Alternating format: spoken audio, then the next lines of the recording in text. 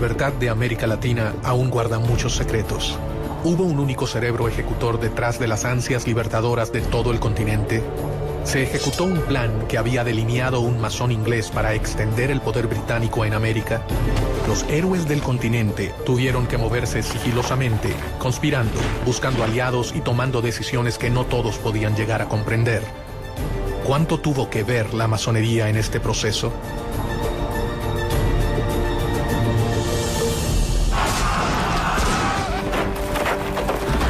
Los máximos libertadores de América, Simón Bolívar y José de San Martín, se reunieron una vez en su vida, a solas, a puertas cerradas en la ciudad de Guayaquil. Gran parte de la vida de los héroes transcurrió en un secreto absoluto. Sin embargo, nada es tan secreto como lo que ocurrió en aquella reunión. Se supone que discutieron los planes finales para la derrota de los españoles. ¿Cuál es la verdad sobre el rol de las sociedades secretas en la historia de la independencia de Latinoamérica? América no se hubiera independizado, sea la del norte, sea la central, sea la del sur, si la masonería no hubiera intervenido.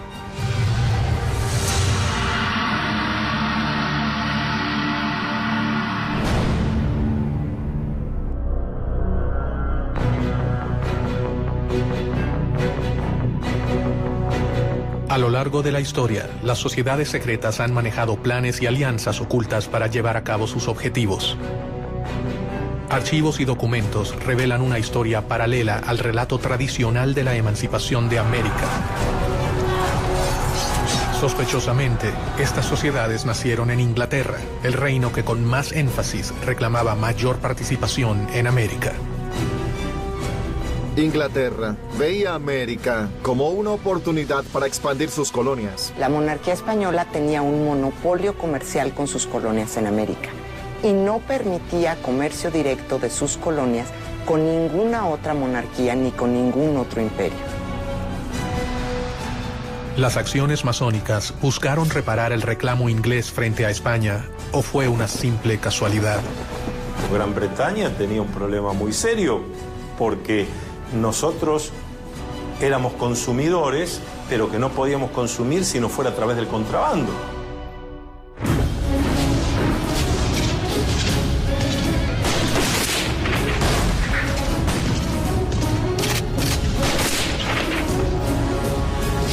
Después de las guerras napoleónicas, después de Waterloo, la economía inglesa está en una depresión y una recesión terrible, con altos niveles de desempleo, mucha disatisfacción, demostraciones populares, etc. Y la industria está como parada. Entonces, para Inglaterra, los puertos de las colonias españolas son extremadamente importantes.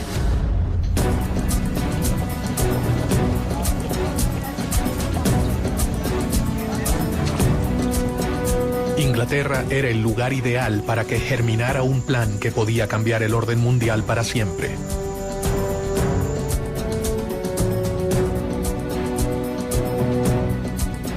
En este contexto, un venezolano conspiró contra el orden establecido. Francisco de Miranda.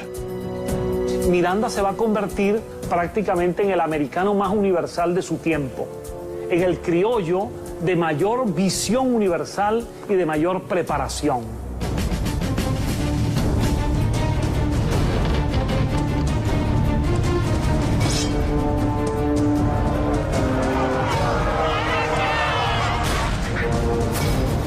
Tras haber vivido la independencia de los Estados Unidos y la Revolución Francesa, Miranda desarrolló una obsesión: que América Latina siguiera el mismo camino de emancipación. Él fue responsable de formar a los máximos líderes del continente, entre ellos a Simón Bolívar, José de San Martín y Bernardo de O'Higgins. Francisco de Miranda sabía que no se había embarcado en un plan sencillo, pero confió en el apoyo de sus hermanos masones. Él no fue el primero ni el único, pero sí un eslabón fundamental en una larga cadena de secretos y conspiraciones. Si existió un gran plan masónico, como el que decía Barruel respecto a la Revolución Francesa, es difícil decir que había un gran plan masónico. Lo que sí había era que había muchos masones que adherían a los ideales de la Revolución Francesa y que querían traer esos ideales a América. Los masones fueron temidos por el poder conservador, pero en secreto, gran parte de los máximos representantes de las monarquías pertenecieron a las sociedades. Desde ministros hasta reyes han abrazado en privado las ideas que rechazaban y condenaban en público. Porque acuérdense que en todo el feudalismo, el rey o el señor feudal estaba allí, se decía, por indicación divina. Y las distintas iglesias aceptaban eso. La masonería nació mucho tiempo antes de que la Revolución Americana comenzara a gestarse. Sus primeros objetivos fueron muy diferentes a los que terminaron adoptando a lo largo de su historia. Esta sociedad de constructores de obras sacras se convierten en una sociedad civil. Es al mismo tiempo un centro de reunión para personas instruidas, para personas con un cierto nivel educativo, con una cierta preparación. Y esa sociedad civil es la solución de lo que fue la crisis del pensamiento europeo. Es un espacio para el diálogo y para el cuestionamiento de elementos que hasta entonces habían sido pilares indiscutibles del orden político y social. Hacia fines del 1500, las sociedades masónicas eran una verdadera amenaza para los detentores del poder conservador. La iglesia, el ejército y las monarquías perseguían sin tregua a los librepensadores. Ellos representaban una gran preocupación para su poder. El valor más importante para defender que tiene un masón es la libertad. Entonces, todos aquellos regímenes dictatoriales, despóticos o dogmáticos han visto un peligro en la masonería.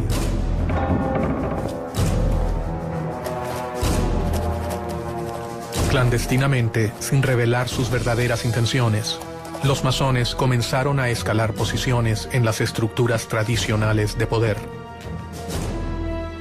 Los personajes políticos más importantes que se unen en la masonería lo hacen generando una especie de clientela política dentro de los masones y al mismo tiempo tratando de descubrir toda esta parte secreta, atractiva, interesante que proporciona la masonería. Fue en Inglaterra en donde las logias comenzaron a afianzarse en el poder, de la mano del rey Guillermo III. La masonería inglesa es una masonería simbólica, tiene solo 3 grados. Y los masones ingleses son hombres honorables, que no conspiran ni contra la religión ni contra el rey.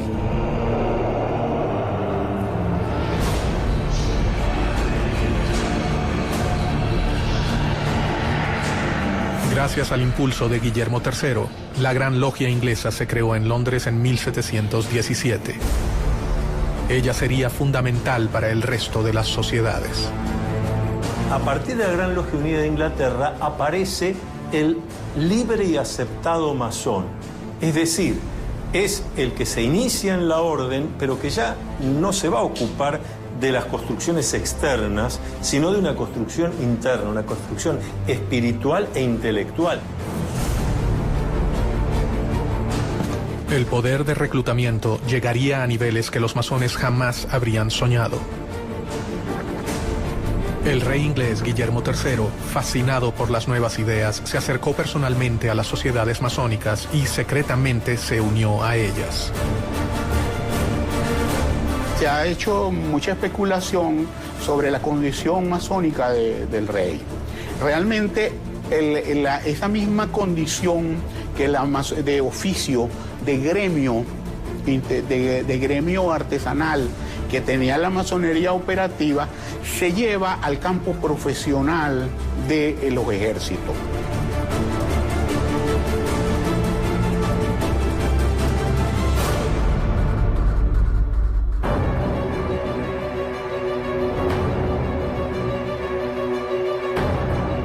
El accionar del rey inglés traería nuevos aires para la masonería europea. Se fundan logias en países como Irlanda, Escocia, Francia y Alemania. En 1726, la Gran Logia Inglesa abrió una sucursal en Gibraltar y en 1728 en Madrid y en Portugal. y al año siguiente en París. Pero la fascinación por las nuevas ideas no quedaría relegada a la corona británica. Años antes del comienzo de las luchas libertadoras en América, un hombre en la corte de España leyó una realidad de una manera totalmente innovadora y comenzó a idear planes para cambiar al mundo. Pedro Pablo Abarca de Bolea, el conde de Aranda. El conde de Aranda resultó ser un personaje muy importante en la historia de las colonias españolas en las Américas. Permitió el funcionamiento y la organización de tanto ideas de la Ilustración como reformas administrativas y propició en algunos sentidos la formación de algunas burguesías en el ámbito de España. Hay quienes creen que el conde de Aranda alcanzó los más altos grados de la masonería europea y que llegó a ser uno de los hombres más poderosos por debajo del rey de España. Su influencia sobre el trono y su compromiso con sus ideas podían cambiar al reino español para siempre.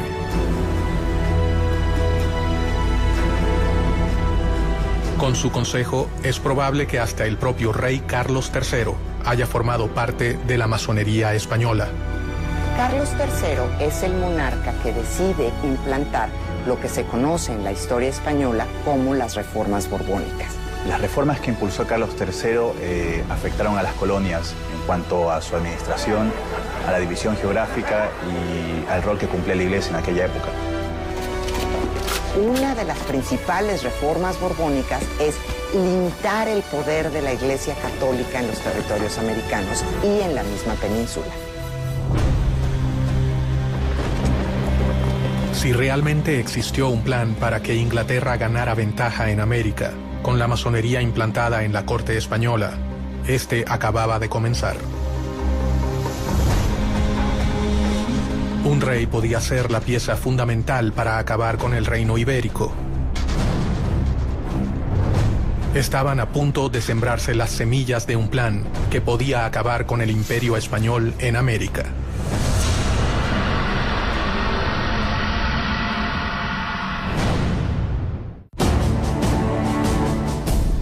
La masonería es una de las redes de sociedades secretas más importantes de la historia. Su organización cambió el rumbo de las relaciones entre América y Europa. Los grandes líderes de la independencia americana eran masones. Miranda, San Martín, Bolívar y O'Higgins fueron grandes maestros. ¿Qué intereses se ocultaban detrás de los planes masónicos? ¿Quiénes se beneficiaban?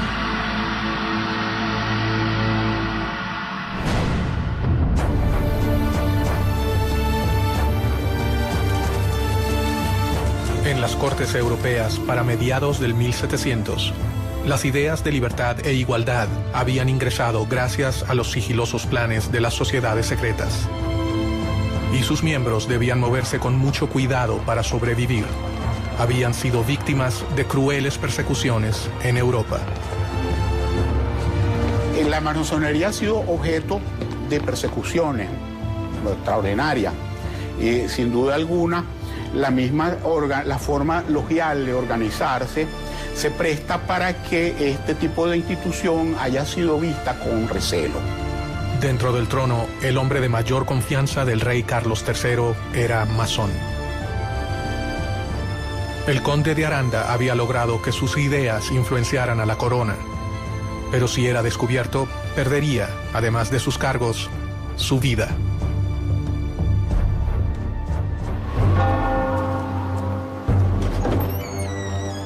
Obviamente que todo aquel que no respetaba los dogmas de la Iglesia Católica Apostólica y Romana era objeto de persecución por la Inquisición. La Iglesia tenía para los masones, eso eran las mismas causas de herejía o la podría ser hasta la hoguera. Ningún masón podía violar los secretos de la orden, y cualquier desliz podría finalizar en la muerte. En masonería existe un juramento de conservar el secreto.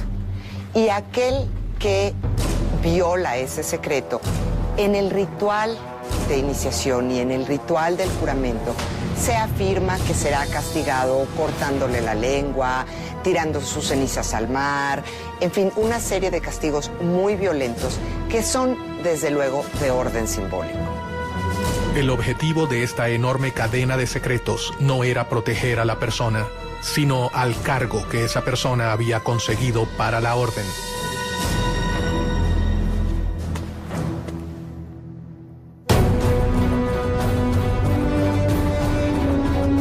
Bajo un gran secreto, el conde comenzó una lucha contra los poderes tradicionales. Todo hombre de poder tiene sus enemigos y el conde de Aranda no era la excepción. Tenía tantos enemigos dentro de la corte como por ejemplo Manuel de Godoy, quien terminó ocupando su lugar, y enemigos obviamente en el exterior y dentro de la iglesia. En medio de aquellos cambios, comenzó a firmar resoluciones que atacaban directamente a su enemigo más poderoso, la iglesia. Una de las principales reformas borbónicas es limitar el poder de la Iglesia Católica en los territorios americanos y en la misma península. Por consiguiente, el conde de Aranda y muchos otros miembros de la corte y el rey Carlos III deciden hacer una serie de reformas como expulsar a los jesuitas de España y expulsar a los jesuitas de los territorios americanos españoles, de las colonias españolas, para limitar el poder de la Iglesia Católica.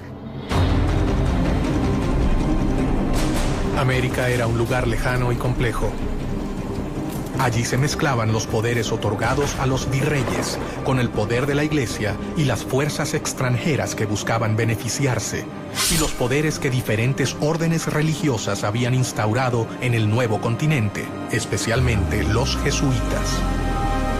Ellos habían fundado ciudades, misiones y universidades, un gran ejército que respondería ante la voz de los seguidores de San Ignacio de Loyola. Aranda era un tipo brillante y él estaba consciente de las dificultades que implicaba gobernar territorios tan vastos como eran los territorios americanos y tan diversos desde la península. El conde de Aranda debía debilitar a sus oponentes si quería reducir el riesgo que corrían las logias. Y comenzó a pergeñar un plan secreto. Piensa que la mejor opción es dividir a América en 3 reinos independientes, gobernados por un miembro de la familia reinante, de preferencia por un hijo del rey, e implantar estos reinos independientes con una relación directa con España. Esto era para tener una relación más fluida con respecto al comercio y para que las decisiones no tardaran meses en llegar, o inclusive años. ¿Cuáles eran los verdaderos planes de Aranda? ¿Fortalecer a un imperio español o liberar a América para que pudiera comerciar libremente con Inglaterra?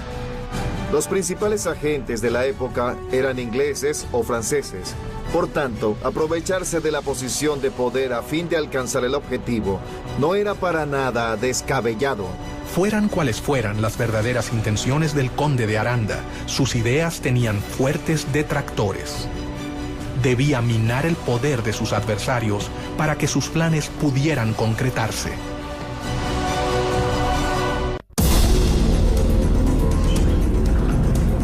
Los jesuitas habían creado una red de misiones y universidades en América que les confería un lugar privilegiado dentro del Nuevo Mundo. Los jesuitas, la Orden, la Compañía de Jesús, ha formado históricamente una organización dentro de la Iglesia Católica que se ha distinguido por algunos principios. Es una orden religiosa con una especie de estructura jerárquica militar. La Compañía de Jesús se había arraigado con fuerza en las colonias españolas en América. Habían logrado organizar a los pueblos originarios y gozaba de respeto y apoyo. Ellos tendrían capacidad de reacción frente a cualquier intento de cambio.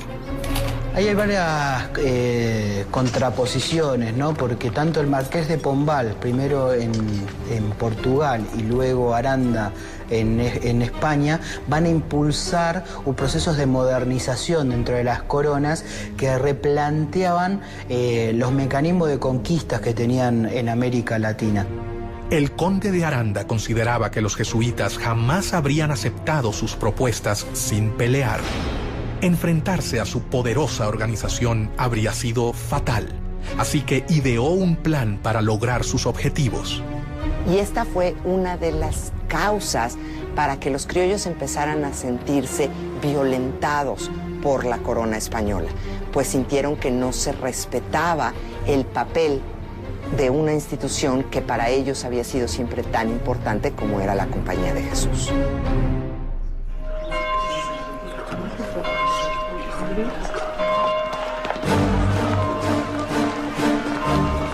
La expulsión de los jesuitas fue una de las obras masónicas más decisivas y mejor orquestadas de la historia. Un hecho que terminaría colaborando directamente con la independencia de las colonias americanas. ¿Cómo hacen para la expulsión de los jesuitas? Fue un plan coordinado de una manera extraordinaria. Ellos mandaron a todos los lugares donde había una congregación jesuita y asignaron la fecha para abrir los sobres. El conde de Aranda, gestor de esta acción, asestaba así un certero golpe al corazón de la iglesia. El plan que comenzaba a delinearse acabaría con el poderío del reino español.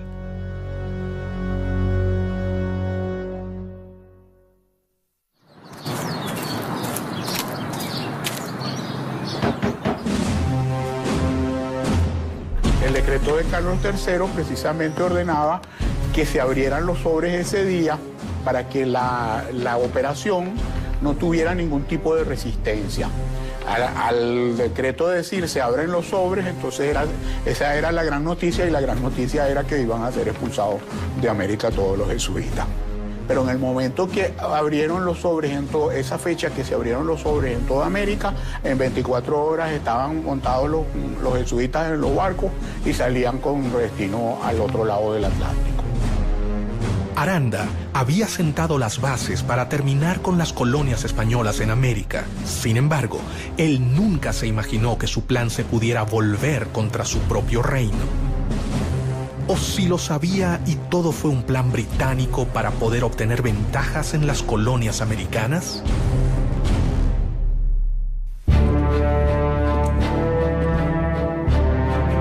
Pero no solo desde España se ideaban planes para las colonias. Inglaterra había enviado a sus posesiones en América a un importante masón que también tenía sus planes para el nuevo continente: Edward Trelawney.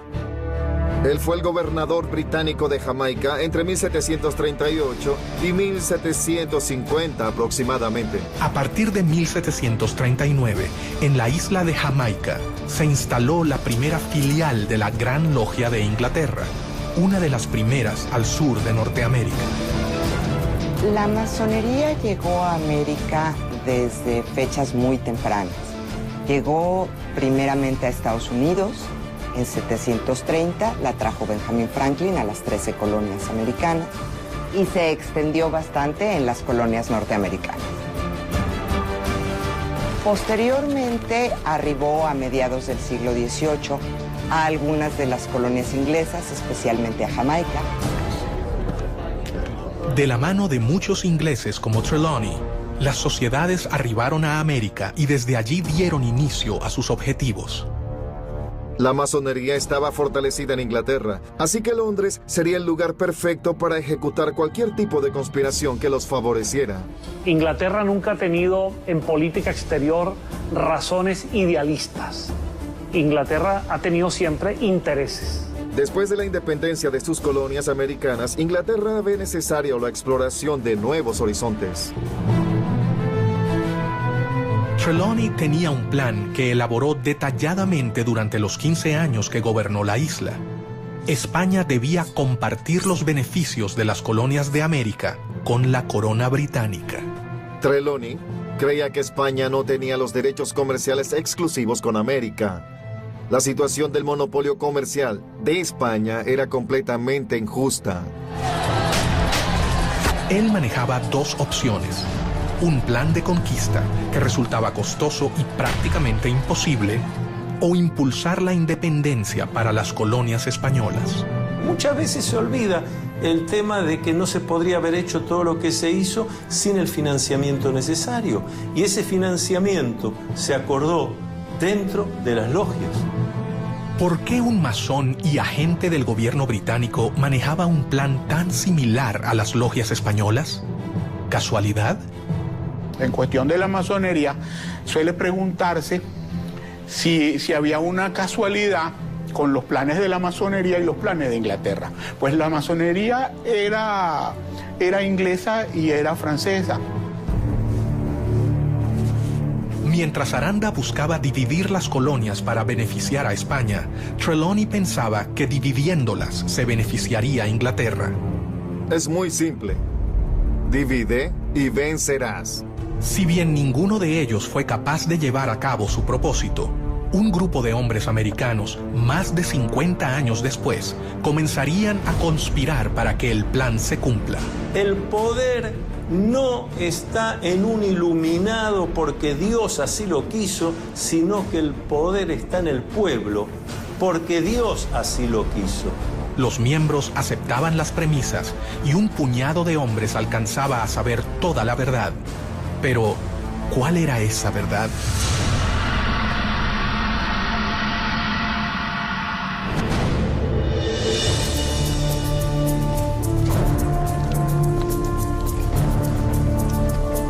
Los librepensadores llevaban a cabo una batalla interminable y desigual con la Iglesia. Si bien ésta había llegado al continente para evangelizarlo, ciertamente no tenía el mismo poder represivo que en los países de origen. El despotismo ilustrado tenía un plan para elaborar su crecimiento comercial, su incorporación a lo que era la evolución hacia el capitalismo, y la Iglesia tenía sus planes a largo plazo. En paralelo a la llegada de las logias al continente, los jóvenes americanos viajaban de América a Europa con el fin de transformarse en los administradores de las colonias españolas en el Nuevo Mundo. Francisco de Miranda fue el primero en llegar. Unos años más tarde viajarían Bernardo de O'Higgins, José de San Martín, Simón Bolívar, Andrés Bello López, entre otros. Otra vez, el lugar de reunión de todos ellos sería Londres. ¿La corona británica estaba interesada en promover a los jóvenes americanos? Muchos de los jóvenes americanos se van a estudiar a Europa. Muchos de ellos también están buscando una educación más cercana a la Ilustración. Inglaterra siempre fue un lugar donde podían desarrollarse diferentes ideas. En Europa se encontraron con una realidad totalmente diferente a la que esperaban hallar. Están buscando una educación más cuestionadora, menos vinculada con la Iglesia, menos vinculada con el conocimiento tradicional. Y es en Inglaterra en donde hay un foco cultural, social, político, donde se está gestando el seno de este pensamiento ilustrado. Los jóvenes que partieron con el fin de realizar estudios formales terminaron convirtiéndose en los héroes de la independencia o en las manos operativas de un plan que había comenzado a forjarse antes de sus propios nacimientos. Casi se podría decir que Inglaterra funcionó con esta fórmula. Inglaterra le brindaba apoyo a Miranda. Francisco de Miranda, el americano más universal, se convertiría en una pieza clave de los planes independentistas. Miranda es un personaje muy interesante, porque es un personaje que tiene una carrera increíble antes de llegar a América, antes de llegar a tratar de impulsar la independencia de América. Es general del ejército francés, pelea en la Revolución Francesa, pasa por la corte de Catarina la Grande en San Petersburgo, vive en Londres y se conecta y está mano a mano con personajes importantísimos de la política inglesa. Miranda fue el padre de la independencia del continente, uno de sus ideólogos, protagonista de sus batallas y personaje fundamental en el diseño de una estrategia para llevarla a cabo. Miranda es un gran conspirador. Miranda es el gran arquitecto de la revolución, el gran arquitecto del proceso independentista. Miranda viajó hacia España en 1771, donde su vida cambiaría para siempre, y con ella el futuro de todo un continente. Sus contactos con la masonería le permite vincularse a Inglaterra para después convencer y sumarse con ciertas masones que estaban convencidos de que era necesario un proceso de emancipación para propiciar el libre comercio contra España. Ya en Europa, el joven Miranda comenzó su carrera militar para obtener el cargo de capitán en el ejército. Lo que hay que decir de Francisco de Miranda es que es un esclarecido. Es una persona con una mente brillante que comprende la importancia del lugar y del momento para empezar a desarrollar ese germen de libertad que es darle a América hispanoparlante la libertad de España. Paralelamente, se deslumbró con las nuevas ideas que se estaban gestando en el viejo continente. Miranda fue un político, un militar, un diplomático, un escritor, pero ante todo fue un gran humanista. Comenzó a armar su propia biblioteca, adquiriendo las obras de los pensadores más importantes de la época, lo que más tarde le traería innumerables problemas. Miranda, allí en España, se había interesado en la lectura de obras prohibidas, tipo político, filosófico, obras de los enciclopedistas, de los ilustrados, y la Inquisición estaba muy pendiente de las personas como él que leían estas obras. Poco a poco, Francisco de Miranda comenzó a forjarse un nombre, pero una acusación cambiaría el rumbo de su vida para siempre. La Inquisición estaba dateada, vamos a decirlo así, o le pasaban información de parte de los rivales militares que tenía Miranda. Se le acusaba de tener libros prohibidos y por eso tuvo que prácticamente venirse con Cajigal. Cajigal hace una jugada que le permite a Miranda escapar de la Inquisición.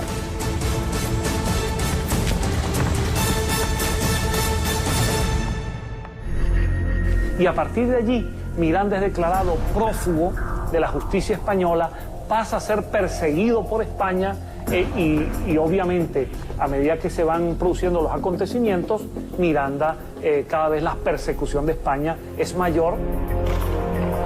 El 10 de julio de 1783 llega a los Estados Unidos. Ya se ha producido la declaración de la independencia, el hecho independentista de Estados Unidos, y Miranda se apasiona por ese proceso.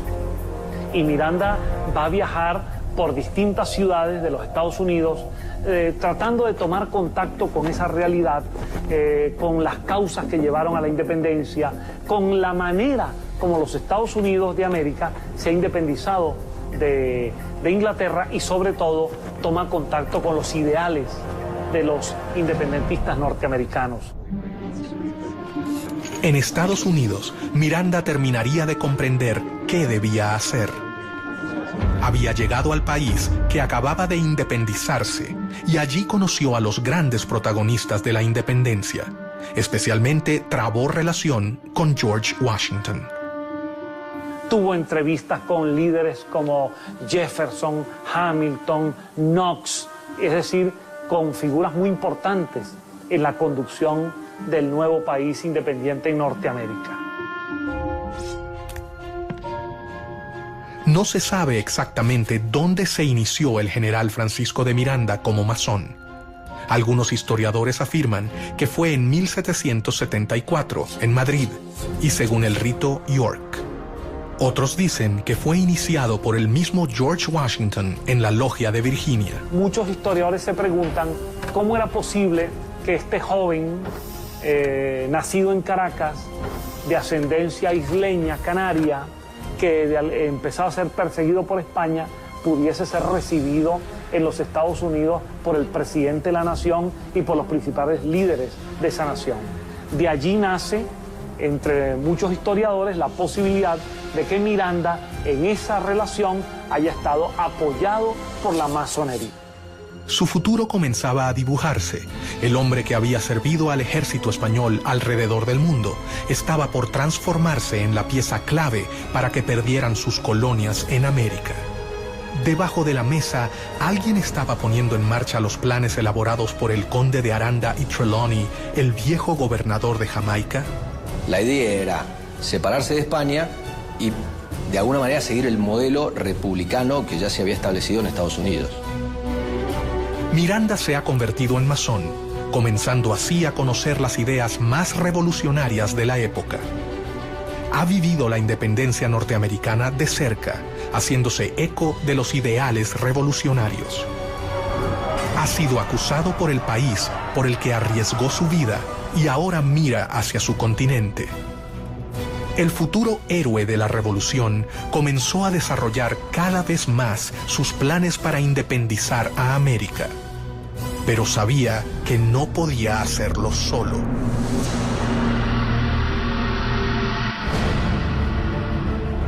En su afán por independizar a América Latina de España, en diciembre de 1784, Miranda partió de Boston a Londres y de allí viajó por varios países de Europa. Su idea era conseguir el apoyo inglés para comenzar el proceso independentista de América Latina.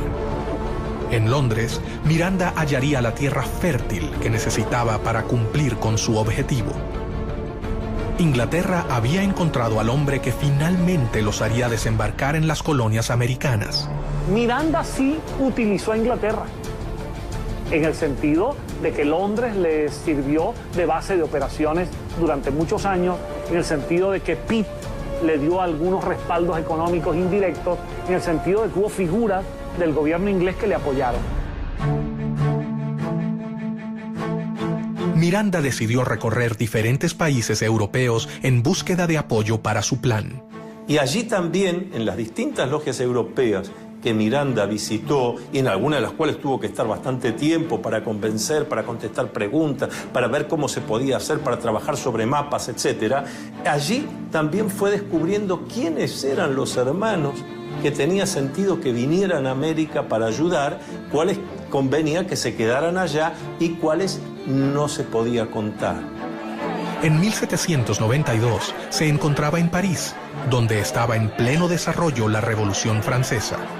Sin dudarlo, Miranda decidió ponerse al servicio del gobierno revolucionario.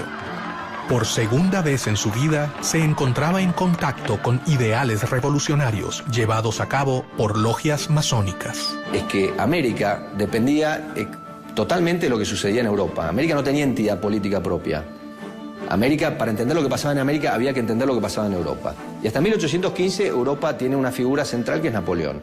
Entonces, volviendo a la masonería, hay dos países donde la masonería tiene una importantísima influencia: Estados Unidos y Francia.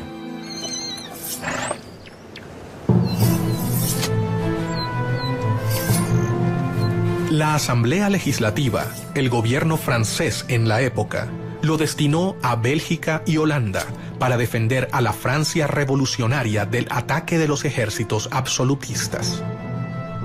En aquellas tierras demostró su talento como militar y su enorme valor por defender los ideales revolucionarios. Francisco de Miranda entra con un contrato de mariscal de campo.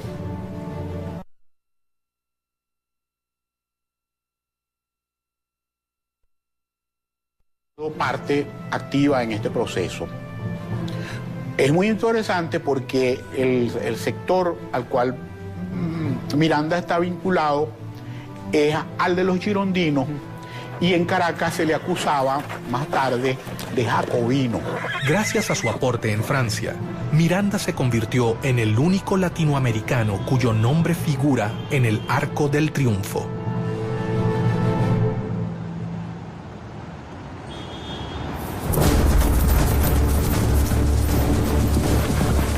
Miranda era un enemigo de España. Londres era su aliada. Allí sabían que él era la persona indicada para llevar a cabo el plan que desarrolló Edward Trelawney. Los británicos están desarrollando su mercado. Los británicos se están convirtiendo en dueños de los mares.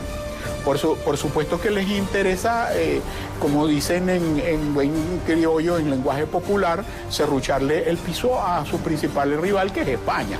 Entonces esas coincidencias van a encontrarse a lo largo del camino. Desde el siglo XVI, Inglaterra ha estado esperando la oportunidad de poder inmiscuirse en la vida de las colonias y todo hacía creer que estaban a punto de lograrlo. Durante su estadía en Londres, en 1797, Miranda fundó la Sociedad Patriótica Revolucionaria, Gran Reunión Americana, también conocida como los Caballeros Racionales, de la que fue gran maestro. Esta Gran Reunión Americana fue fundada por Francisco de Miranda, un venezolano, y que la fundó con el apoyo de la Gran Logia de Londres. Era una organización de corte estrictamente política que tenía como objetivo lograr las independencias de los dominios españoles en América. Entonces toda esta narrativa de alguna manera vincula a Inglaterra con la independencia de las colonias españolas. La logia se reunía en su propia casa en Grafton Street 27. Allí comenzó a congregar a los jóvenes americanos que llegaban a Europa.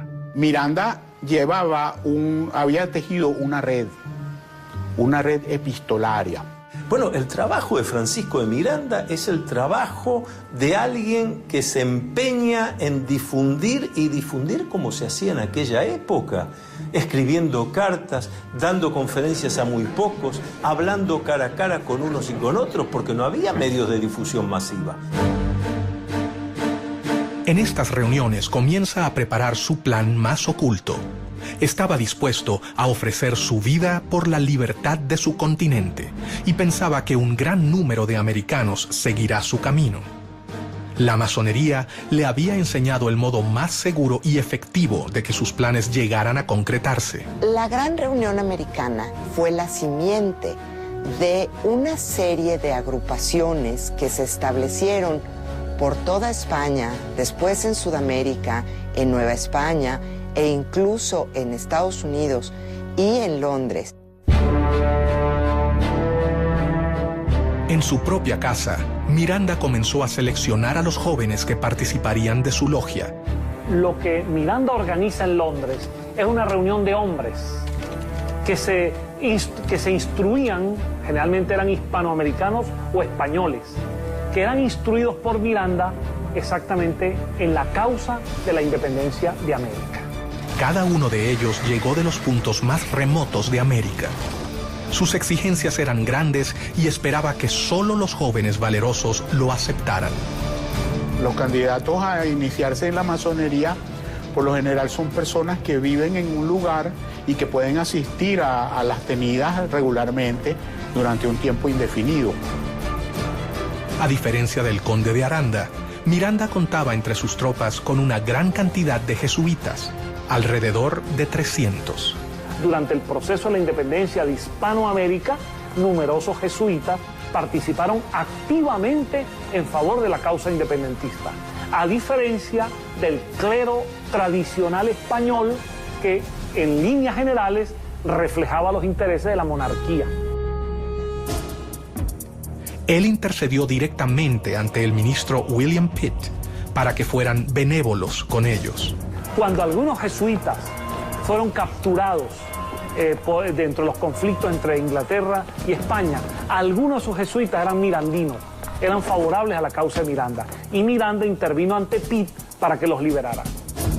Más rápidamente de lo que creían, los enemigos de España se unían. Increíblemente, el plan del conde de Aranda estaba por tomar forma, pero no se realizaría para proteger al reino.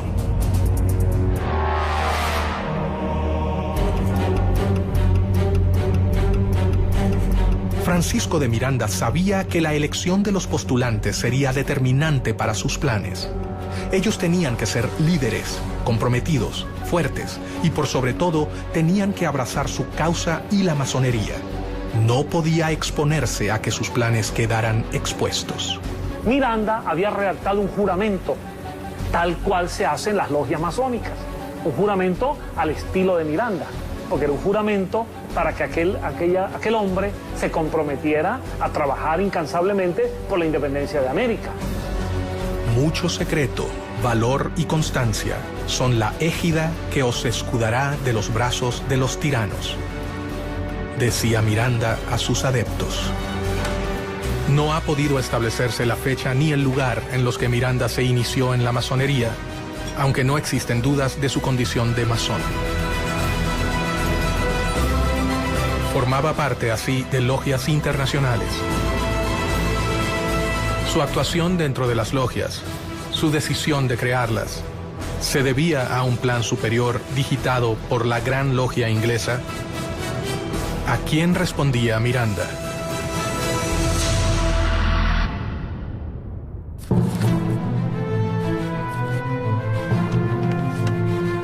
Casualidad o no, el plan elaborado por Miranda y las logias parecía responder palmo a palmo al plan creado cerca de medio siglo antes por otro masón, perteneciente a la Gran Logia de Inglaterra, el gobernador de Jamaica, Edward Trelawney. Si bien se parecen en cuanto al rol del comercio en América y en cuanto a quién sería el más beneficiado, divergen con respecto a su finalidad. A diferencia de Trelawney y del conde de Aranda, Miranda puso en práctica lo que otros solo habían pensado.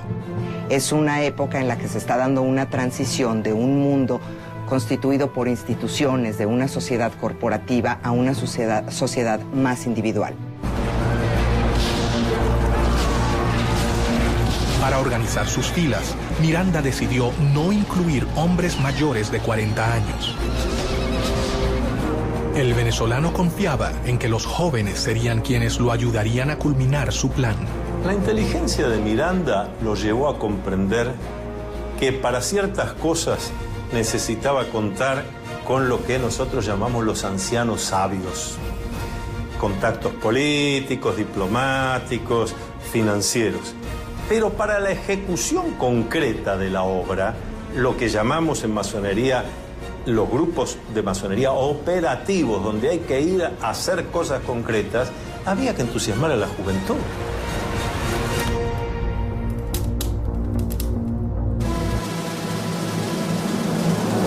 Poco a poco, un plan se hacía evidente. Los intentos de Inglaterra por invadir las colonias americanas fallaban. Solo quedaba la oportunidad de la conspiración a través de las logias conformadas por los mismos americanos.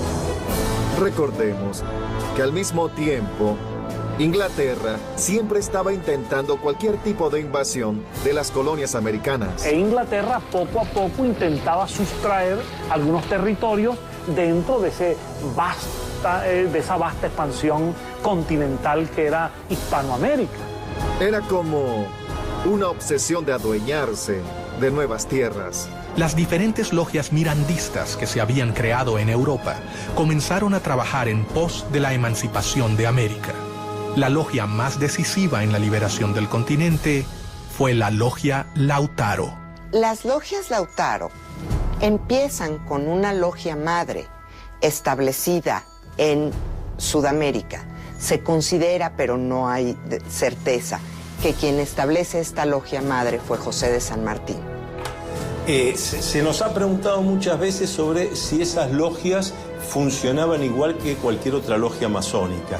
Sí en cuanto a los rituales, sí en cuanto a que tenían palabras, toques, secretos para identificarse, pero exclusivamente dedicadas al análisis de cómo se iba a conseguir la independencia de la corona española. Bernardo de O'Higgins y José de San Martín, sin dudas, fueron los dos hombres fundamentales para el funcionamiento de la logia. Para afiliarse a Lautaro, había que ser americano y jurar luchar por la independencia. Su lema era unión, fuerza y virtud, y en las comunicaciones usaban el símbolo masónico OO. Y sigue la misma estructura de los caballeros racionales, copiando la estructura masónica, con miembros que eran masones, como Carlos Alvear, y que establecen una logia principal que se convierte en la Gran Logia. Miranda se había asegurado de reclutar a los jóvenes americanos más prominentes que se encontraban en Europa. El sistema masónico aseguraba protección, anonimato y sobre todo la posibilidad de complotar en las sombras contra el poder establecido.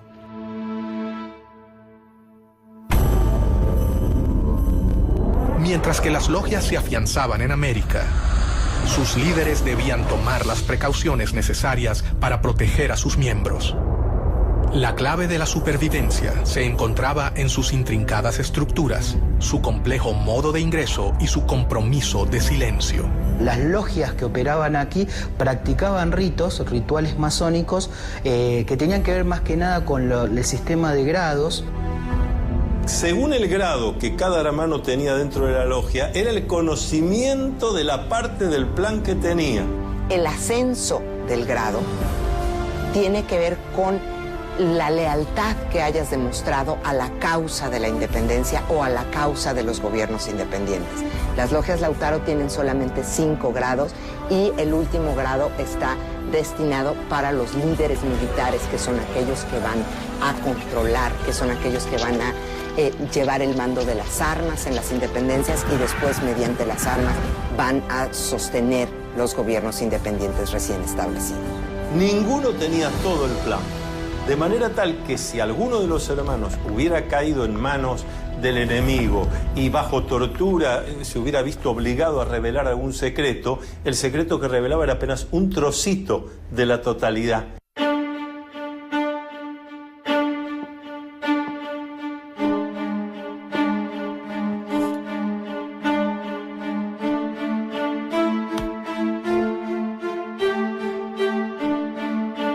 La iniciación es una serie de situaciones que va a atravesar el candidato, donde se va a enfrentar con cosas que le dan miedo, porque el miedo está para ser enfrentado. La ceremonia variaba según la logia, y esta se podría realizar en diferentes lugares, como por ejemplo recámaras, sótanos e inclusive cuartos oscuros, donde se realizaba la iniciación. Entonces siempre está acompañado por un hermano que en masonería llamamos el hermano experto. Es el que lo acompaña, no hace el trabajo por el candidato lo tendrá que hacer, enfrentar sus miedos, sus dudas, pero va a estar bien acompañado, está desde el principio entre amigos, está bien cuidado.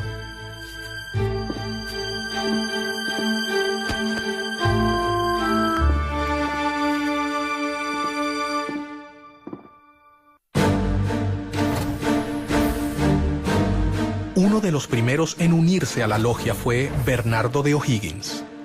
O'Higgins era hijo natural de Ambrosio O'Higgins, virrey del Perú. José de San Martín, O'Higgins, Simón Bolívar y tantos otros masones han recibido la influencia de Miranda de una manera muy concreta, muy positiva, porque son los que después llevan a la práctica con las armas la posibilidad de lograr países democráticos en América.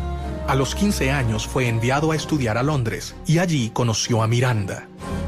Miranda le inculca a O'Higgins, a través del diálogo, a través de la lectura, dos cosas fundamentales: ideas de libertad y espíritu de lucha, para lo cual Miranda llega a convertirse en un completo maestro para O'Higgins. En 1801, Miranda le encomendó a O'Higgins que fundara una logia Lautaro de caballeros racionales en Cádiz. Hay 3 documentos importantes sobre la Sociedad de Caballeros Racionales y esos documentos de alguna manera nos dan algunas pautas de lo que pudo haber sido esta sociedad, qué vinculación tuvo con la masonería y qué vinculación tuvo con la logia Lautaro. Miranda le escribió un texto que concluía: «Leed este papel todos los días durante vuestra navegación y destruidlo enseguida, No olvidéis ni la Inquisición, ni sus espías, ni sus sótanos, ni sus suplicios. En logias como las lautarinas, los secretos eran más imprescindibles, porque ahí había una guerra. Entonces, en medio de una guerra había necesarios los secretos, la inteligencia, la contrainteligencia. La logia comenzaba a convocar a los jóvenes más prometedores del continente, quienes estaban unidos entre sí por un lazo mucho más grande que el de la voluntad política. Ellos compartían todo un sistema secreto de fraternidad y solidaridad que habían comenzado a completar con un solo objetivo: terminar el dominio español en el continente.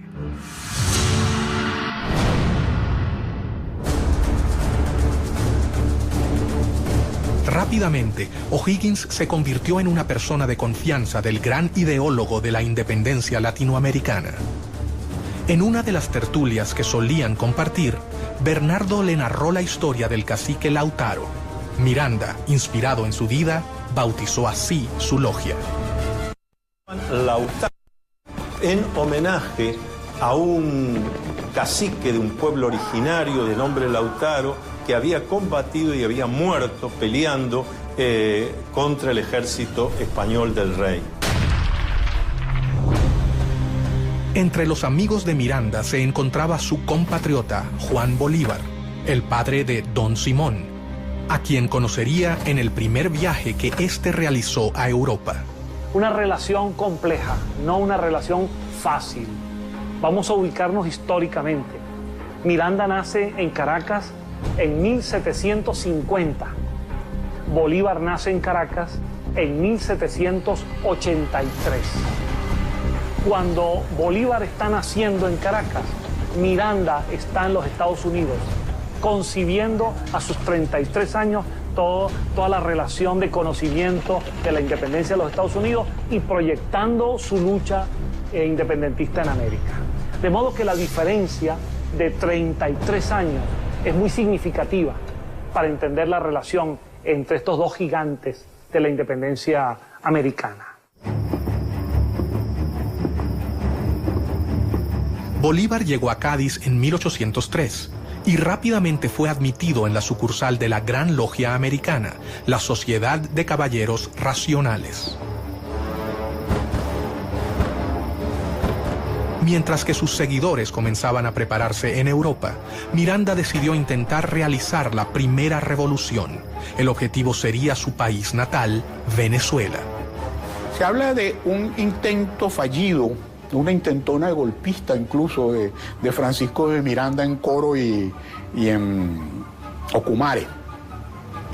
Esto es una historia muy interesante porque ahí hay un inicio de la independencia. Para ello, primero viajó a New York. En los Estados Unidos, él concibe una expedición con la cual invadir las costas venezolanas y él pensaba que desde allí se iba a incendiar la pradera, se iba a lograr que los pobladores lo vieran a él como un redentor, como un liberador, y a partir de allí se iba a producir un estallido de independencia en Venezuela y en el continente. En febrero de 1806 partió rumbo a Venezuela con 3 barcos, uno de ellos llamado Leandro, por su hijo. La guerra había comenzado.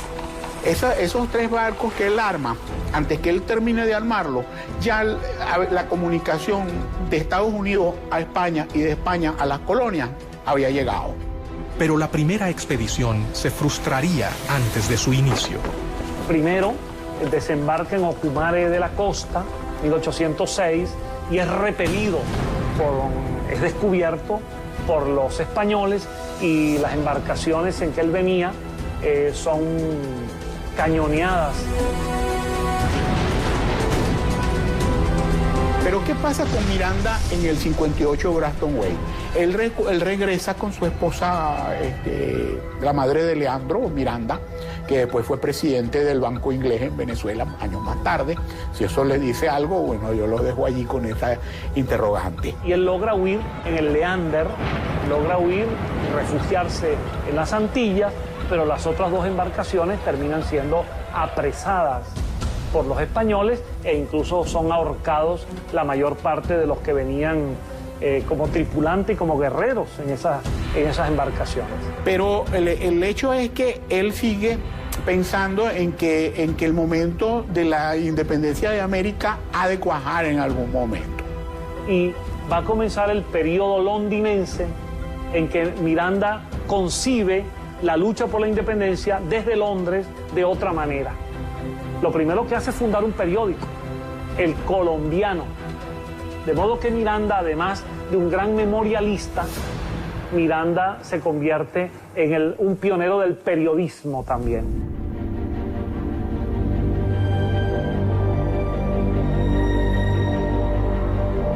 En 1806, Bolívar recibió el grado tercero, o maestro, en la logia simbólica London número 5 de Inglaterra. En 1810, en Londres, Miranda le confirió el supremo grado de iniciación en la Gran Logia Americana y juntos fundaron la Logia Protectora de las Virtudes número 1 en el oriente de Barcelona, Venezuela. Bolívar estaba totalmente convencido de que todos debían dar su vida por la causa americana. Simón Bolívar también va a ser una figura clave en el proceso emancipatorio del norte, y de hecho también después va a tener contraposiciones y discusiones con los masones, porque va a terminar prohibiendo el funcionamiento de la masonería en Colombia, sabiendo que después también los masones podían conspirar contra él. Convencido de sus planes de liberación del continente y de que el complot secreto era la mejor manera de lograrlo, Miranda continuó reclutando miembros para su causa. Uno de ellos fue José de San Martín, gestor de la independencia de Argentina, Chile y Perú. San Martín llegó a Londres 10 años después de que partiera O'Higgins. Algunos historiadores señalan que el paso de San Martín por Inglaterra es muy significativo, porque es precisamente allí en donde él se reúne con intelectuales, con políticos, para discutir el tema de la independencia de las colonias. Durante la campaña había conocido a Lord Macduff, un noble escocés que lo introdujo en el mundo masón en general y en la causa americana impulsada por Miranda.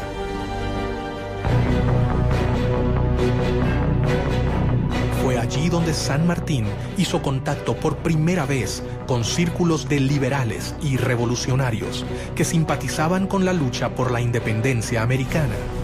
Si San Martín fue un agente inglés, es una gran pregunta. A los pocos que han sostenido que es así, han sufrido la ira del dogma sanmartiniano. ¿Cómo poder decir semejante cosa? El centro de difusión y reclutamiento continuaba siendo Londres. Allí, según algunas fuentes, San Martín se reunió con sus compatriotas Alvear y Zapiola.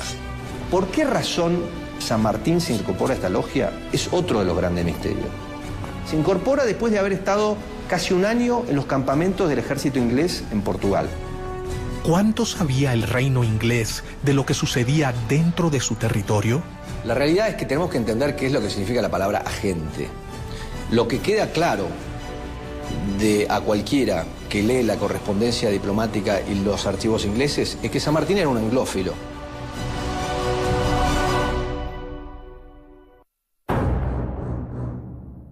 Miranda sabía que había logrado dar el primer paso. Las logias en Europa se fortalecieron y sus miembros estaban totalmente convencidos de la necesidad de la independencia. El siguiente paso era mucho más arriesgado. Se debían fundar filiales en el continente americano.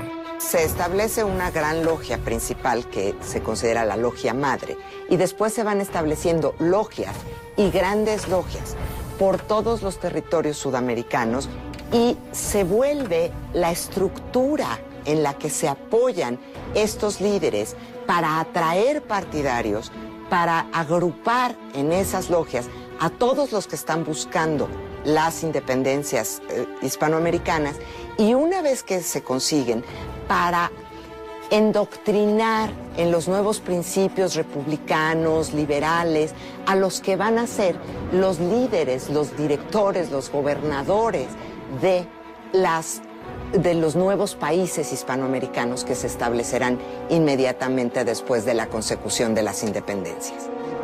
Miranda había logrado reclutar a los hombres más prometedores. Su plan estaba en marcha, pero el poder de España era superior a la resistencia que podían brindarle los futuros ejércitos revolucionarios. La realidad es que era una conspiración lo que querían los caballeros racionales, porque de alguna manera estaban conspirando contra el rey de España, porque querían implantar en América la independencia y la Constitución. Y eso era anatema para el sistema monárquico. Los viajes de formación de los jóvenes latinoamericanos en Europa tocaban su fin. Tras haber concluido sus estudios militares y haberse formado en las ideas del humanismo, los futuros administradores de las colonias volvían a sus hogares, pero no regresaban con la idea de mantener la administración colonial. Ellos regresaban con un nuevo objetivo: liberar a sus tierras de España. Miranda lo había logrado. Una compleja red de sociedades se había formado a lo largo de todo el continente. La independencia latinoamericana estaba en camino.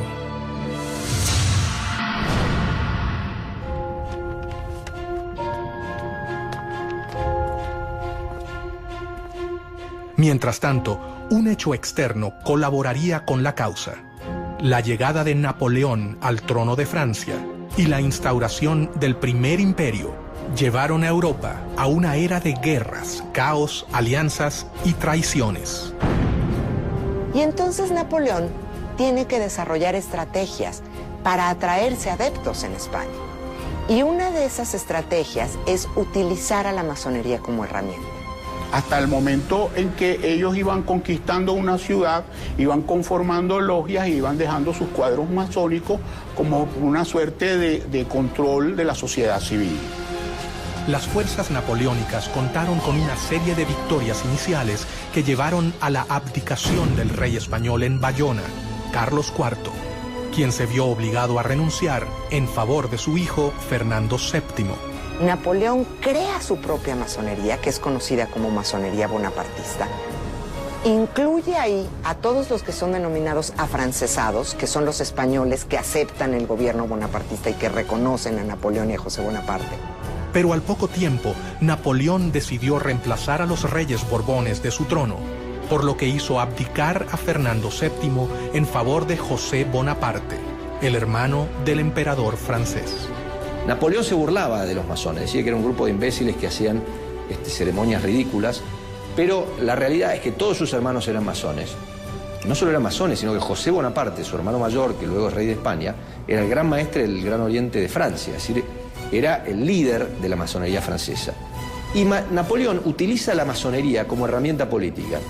Y dentro de esas logias intenta difundir una serie de principios que hacen aparecer a su imperio como un imperio muy liberal, defensor de los derechos del hombre, defensor de los derechos del ciudadano, pero al mismo tiempo pues no deja de ser un imperio. Mientras Europa vivía convulsionada, las logias masónicas entendían que era el momento de actuar. Las sociedades americanas vieron con preocupación la invasión francesa sobre la madre patria. Entonces es en 1808 cuando se rompe la legitimidad y cuando la posibilidad de las independencias se presenta, porque el monarca que está ahí no es el monarca legítimo, no es el monarca reconocido. Miranda instó a sus hombres. El momento había. Estaba Miranda en el medio. Miranda con su interés colocado en la independencia de Hispanoamérica.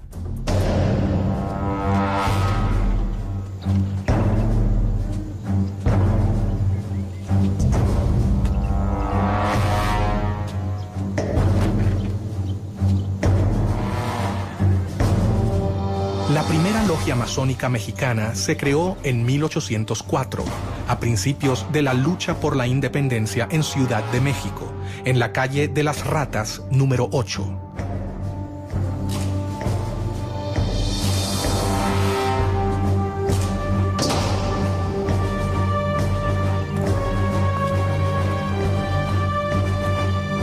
Una masonería muy poderosa, muy extendida, que produjo una enorme influencia en toda la política de México y del resto de América Central hasta la actualidad.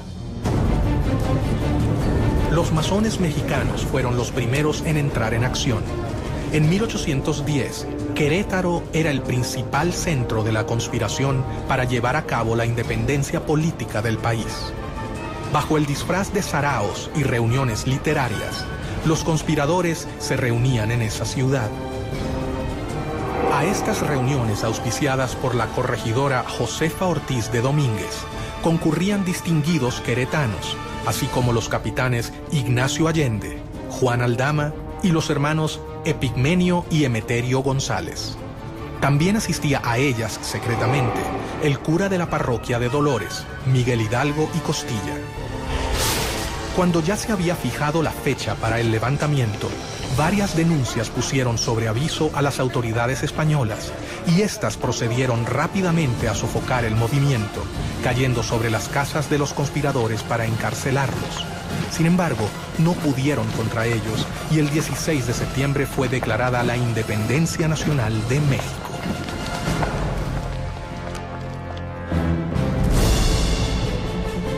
Bolívar y Miranda se reunieron en Londres, dispuestos a no posponer más sus planes independentistas. De hecho, el joven Bolívar toma la iniciativa, no autorizada por la Junta de Caracas, de invitar a Miranda a volver a Caracas. Bolívar partió de Londres rumbo a La Guaira, donde llegó en diciembre de 1810. Pocos días después, también llegó a La Guaira Francisco de Miranda. Cuando Bolívar retorna a Caracas, Miranda, por discreción, toma una embarcación una semana después. Y Miranda llega a finales del año 1810 a Caracas, una semana después que Bolívar ha llegado. Miranda volvió a Venezuela a instancias de Bolívar, que había comenzado las guerras por la independencia. Los acontecimientos se precipitan en Caracas. El 5 de julio de 1811, el Congreso de Venezuela se firma el acta de la independencia, se declara entonces formalmente lo que ya casi venía desde el año anterior y se firma la independencia de Venezuela. Para ese acto de la independencia, Miranda es diputado y firma el acta de la independencia.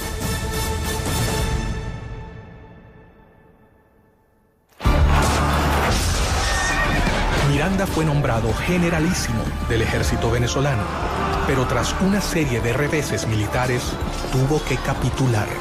Una de las causas que han forzado a Miranda a capitular es la pérdida de Puerto Cabello, que era la primera plaza militar de Venezuela. ¿Y quién estaba al frente de la plaza de Puerto Cabello? El coronel Simón Bolívar.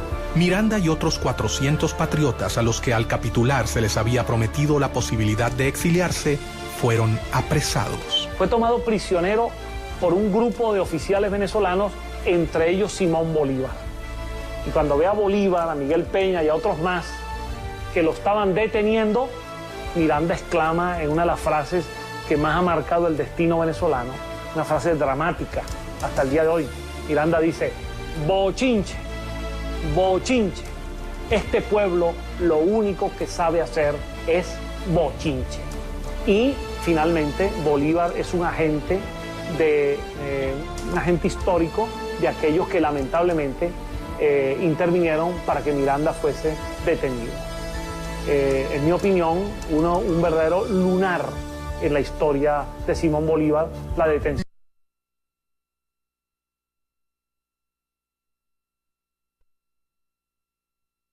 Hasta el momento eran confusos.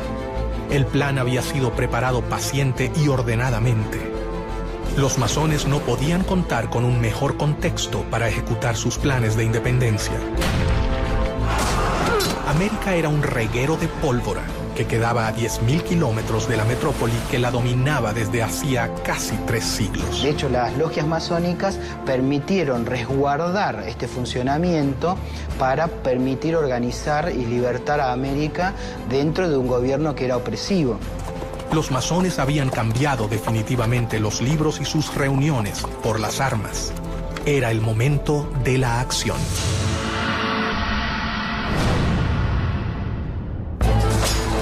caudillos se destacan en los ejércitos libertadores, dos discípulos de Francisco de Miranda, José de San Martín, quien desde el Río de la Plata sube hacia el norte, y Simón Bolívar, que lleva la revolución en sentido inverso, desde Venezuela. El ataque al poder podía triunfar si se hacía en simultáneo, como si fuera un plan orquestado. José de San Martín fue iniciado en una logia en Cádiz, España. Desarrolló toda su carrera masónica hasta llegar al grado de maestro masón, porque él había hecho un juramento. Como militar, él había jurado defender al rey de España y a lo que el rey de España dispusiera. Y ahí se ve la grandeza masónica de San Martín, que a pesar de en ese momento ser atacado por muchos de los que hasta ese momento habían sido sus compañeros, él decide ponerse por encima y hacer lo que había que hacer. El cónsul norteamericano en Buenos Aires, a principios de 1819, dice claramente, hasta ahora, el principal aliado de Inglaterra en esta parte del mundo es San Martín. De hecho, hay cartas del cónsul inglés en Buenos Aires, Robert Staples, en el año 1817, en donde se reúne con San Martín y San Martín le dice que San Martín le pide que Inglaterra le haga llegar a él en privado sus puntos de vista de cómo tiene que seguir el tema de la revolución. Pero Fernando VII logró regresar a su trono y cuando lo hizo, consciente del poder de las logias, instaló nuevamente el régimen absolutista. Persiguió el constitucionalismo, el liberalismo y la masonería, a los que reprimió con la policía y la Inquisición. Pero la batalla estaba prácticamente perdida. Primero, cuando decían vamos a fernandear, en cierta medida lo que estaban diciendo es vamos a generar una monarquía constitucional, que en algunos casos era llegar a simplemente constituir un mecanismo de gobierno del pueblo, pero todavía respondiendo a un monarca o algunas organizaciones centrales. El proceso de independencia encontraba escollos. Las diferencias entre sus actores crecían. Todo parecía indicar que era más sencillo ponerse de acuerdo en liberar a América Latina de España que en sentar las bases de un nuevo tipo de sistema de gobierno.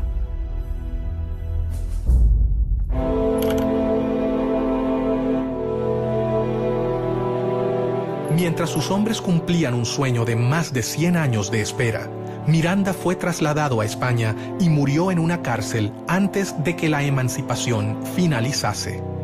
El venezolano murió solo, pero sus ideas ya parecían ser realidad.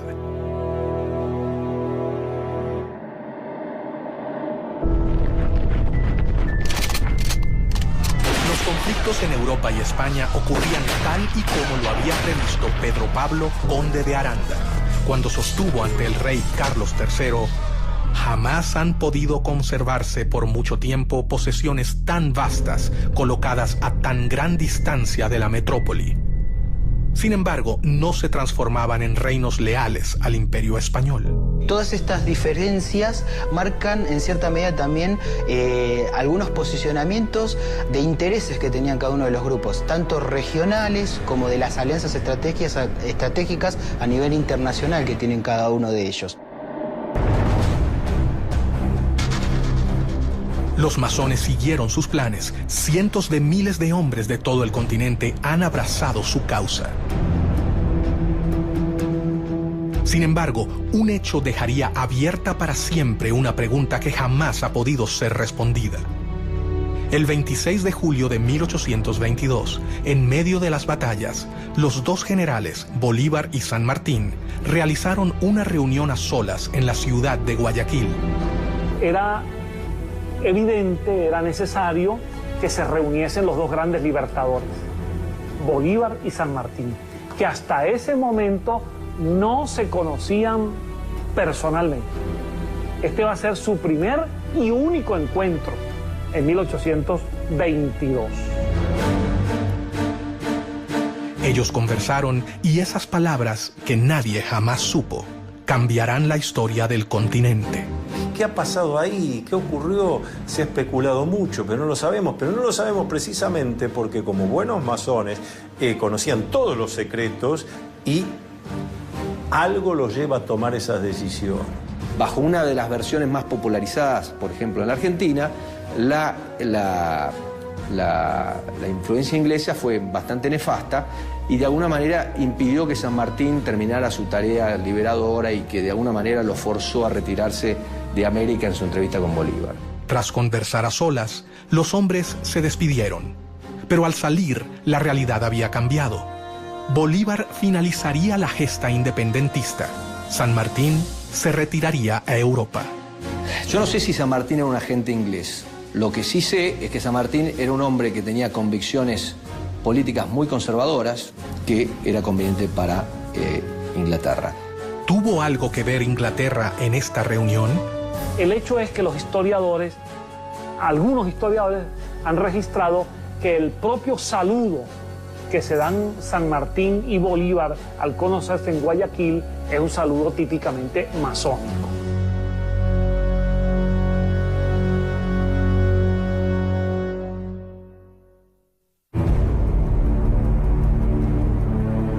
Nunca se sabrá hasta dónde Inglaterra colaboró con la independencia de América, pero sí es un hecho que los héroes de la emancipación supieron cómo canalizar los conflictos políticos de la época utilizándolos a su favor. Napoleón decía que la historia no era más que una ficción acordada por la mayoría. Muchas veces lo que sucede es que la historia que escuchamos no es la historia real, es la historia que queremos escuchar de alguna manera o que nos gustaría escuchar. Entonces, con la masonería siempre hay un tema, porque en la explicación o en la versión oficial de la historia de la Gran Reunión Americana, inevitablemente se vincula la Gran Reunión Americana con Inglaterra y a Inglaterra, a su vez, con el proceso de la independencia. El plan de Trelawney, la recomendación del conde de Aranda y el sueño de Miranda lograba ser concretado por estos jóvenes que cumplieron con sus promesas hasta el final: liberar al continente americano. Yo te puedo decir que la independencia de toda América, América del Norte, América Central y América del Sur, es el resultado del trabajo de los masones en sus logias y de un plan masónico universal.